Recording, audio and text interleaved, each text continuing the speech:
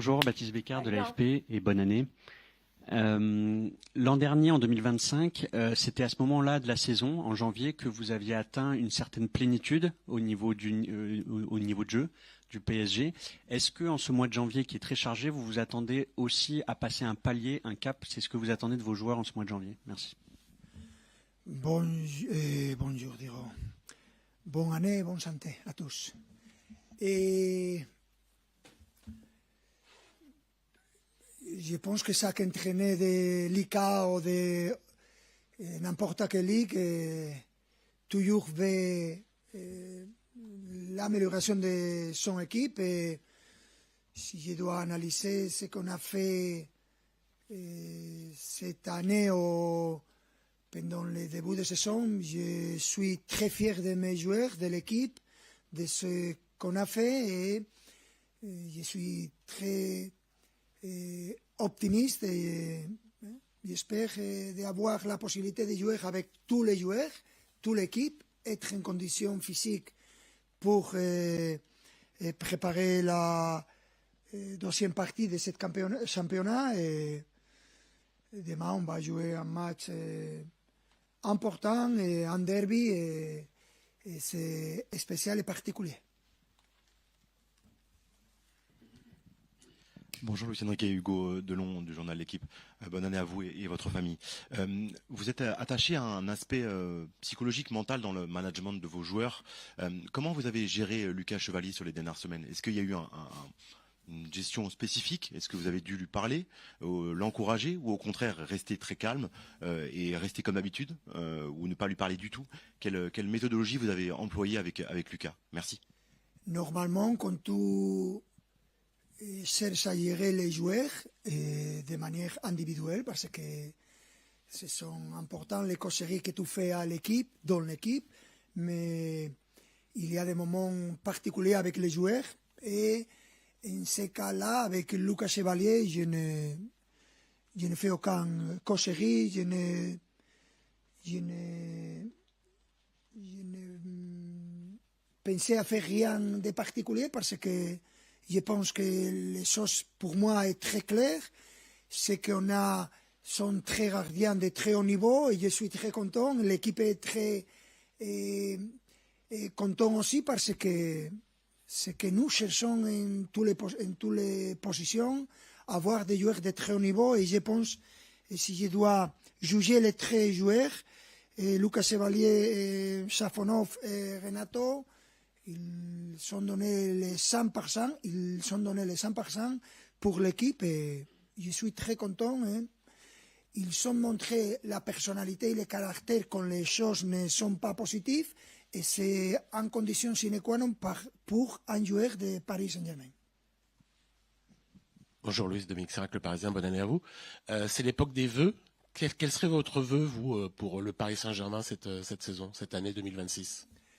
Avoir la santé et récupérer tous les joueurs, et le reste, quand tu as cette qualité de joueurs, non seulement la manière qu'ils jouent, sinon la manière qu'ils s'entraînent, et tu peux voir profiter chaque saison d'entraînement. C'est un vrai plaisir pour moi en tant qu'entraîneur de voir ces joueurs, et on est content de retrouver après le repos de Noël.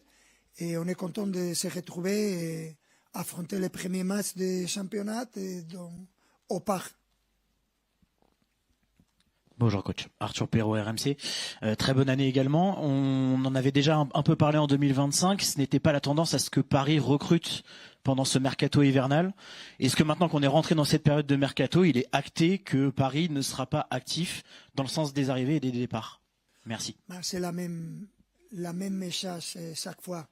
On est ouvert à aucune possibilité et aucun moment de porter un joueur qui peut améliorer notre effectif. Mais, comme d'habitude, je vous dis que c'est très difficile de trouver des joueurs avec la qualité pour améliorer cet effectif. Ou avoir une possibilité dans l'avenir de retrouver ce type de joueurs. Ce n'est pas facile, mais on est ouvert la direction sportive, avec Luis Campos, et moi aussi, avec mon staff, pour chercher à améliorer encore l'effectif. Bonjour coach, Julien Franc pour Radio France, meilleurs vœux pour cette année 2026. Vous l'avez évoqué, c'est un match spécial ce derby, ça fait 47 ans qu'il n'y a pas eu de confrontation entre le Paris Saint-Germain et le Paris Football Club. Vous qui en avez connu des derbys dans votre carrière, justement, qu'est-ce que ça représente de jouer le voisin, tout simplement? Merci. C'est beau de jouer contre les besoins. On est content parce qu'il y a et on va jouer des matchs consécutifs. C'est beau pour la ville aussi. Et j'espère qu'on peut jouer dans l'avenir beaucoup de matchs contre Paris parce que ça représente qu'ils sont dans la Ligue A. Et ce sont des matchs différents, particuliers. J'espère que demain on peut voir un très bon match et chercher à surmonter les problèmes qu'ils vont montrer. Je suis content de jouer un derby à Paris. Bonjour coach, Thomas Primo, Infosport Plus, bonne année à vous. Paris qui n'est pas champion d'automne, ça arrive assez peu ces dernières années. Est-ce que vous en avez un peu parlé ou en interne ou finalement ça a importé assez peu à ce stade de la saison? Et ce que je peux dire, c'est la même chose d'avant.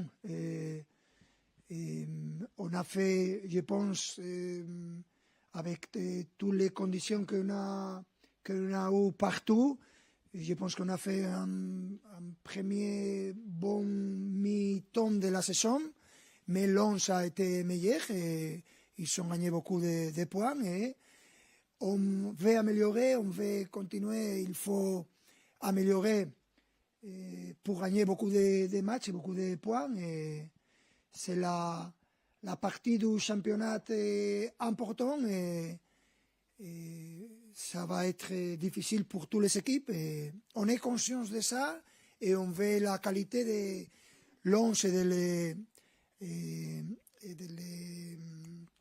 les autres équipes qui sont dans la lutte pour la compétition. Et on est conscient de ça et ça nous motive et on veut gagner beaucoup de matchs. Bonjour coach, meilleurs vœux. Lucas Métairie pour la chaîne L'équipe.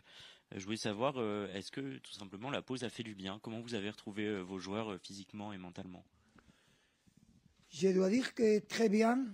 Et je me rappelais de ce que nous avons avant la trêve ou les fêtes de Noël. Et je me répète, c'est un vrai plaisir de voir cette qualité, cette envie de jouer au football. Et pour moi, en tant qu'entraîneur, c'est très positif. Et je suis très content d'être ici et de voir les joueurs et l'équipe comme ils s'entraînent. Bonjour, Norbert Cohen de France 3, meilleurs vœux. Est-ce que, pour revenir sur ce derby, est-ce qu'il a une saveur particulière? Est-ce que, comme il est historique, vous avez préparé vos joueurs de façon différente? Est-ce que vous avez parlé du contexte historique? Et est-ce qu'il y a une pression parisienne spéciale? Non, rien. Normalement, on prépare les matchs de la même manière, avec les choses que nous considérons importantes. C'est difficile de savoir avant ce qu'ils vont faire parce qu'ils ont changé pendant cette saison. Et normalement, quand les équipes jouent contre nous, normalement, sont des choses, mais on a vu qu'ils sont de la qualité, qu'ils savent comment défendre. Et ce ne sera pas facile. Et spécialement parce que pour eux, c'est un derby et c'est un moment particulier. C'est un derby très particulier parce que les places où est les deux stades, je pense qu'il n'y a pas de stades aussi vecinos, nous sommes voisins, aussi près, et c'est particulier, mais je me répète, c'est beau pour nous de jouer ce derby et on est content. Bonjour coach, Ilias Peters, 90 minutes. Bonne année, meilleurs vœux bien sûr. Coach, dans quelques jours après le derby face au Paris FC, le PSG ira au Koweït pour disputer le trophée des champions face à l'Olympique de Marseille. L'entraîneur de Marseille, Roberto De Zerbi, a déclaré qu'il aurait souhaité que ce match se tienne en France. Je voulais savoir votre avis sur la question. Merci. Rien. Je suis très content de jouer avec Paris Saint-Germain partout.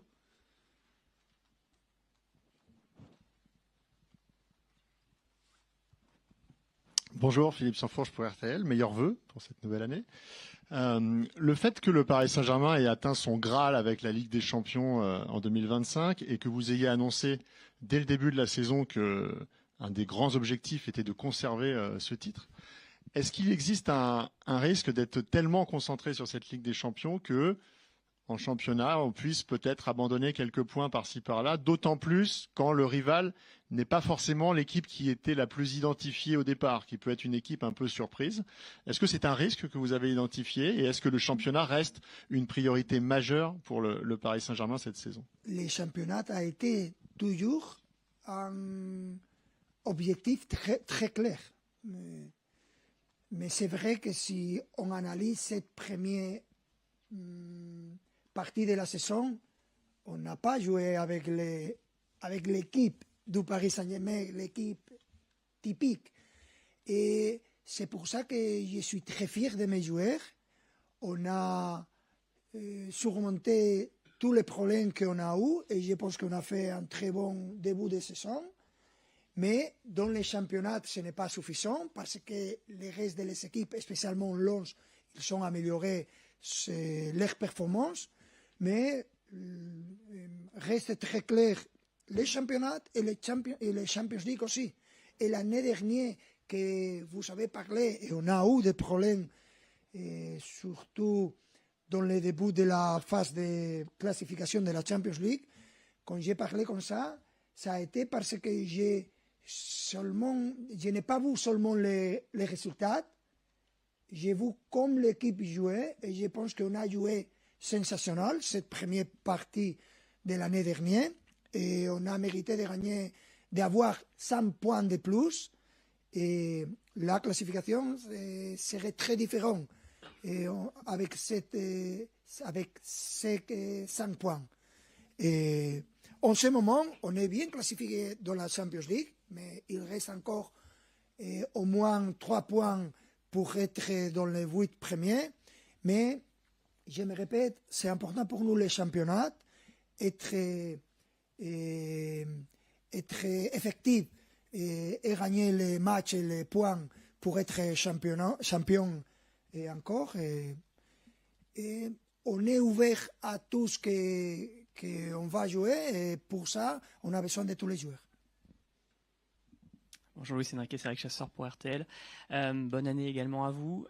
On sait que les joueurs avaient fini un peu l'année 2025 sur les rotules fatigués. Est-ce que pendant la période de la trêve, vous leur avez demandé un travail un tout petit peu plus léger par rapport à d'autres années durant cette période des fêtes, ou est-ce que au contraire, pour pouvoir tenir sur la durée, ils ont dû travailler quand même pendant les vacances? Et est-ce que vous avez coupé également, ou est-ce que vous êtes resté quand même dans le travail? Et j'ai fait la même chose que j'ai fait normalement, tous les sports que j'ai fait, mais en ce moment encore, je ne suis au 100%, mais comme d'habitude. Et à les joueurs, ça dépend des minutes et des matchs qu'ils ont joués. Il y a des joueurs qui ont fait un travail individuel, mais très, très suave, très doucement. Et il y a des joueurs qu'on a recommandé de calme, reste calme et tranquille, et récupère.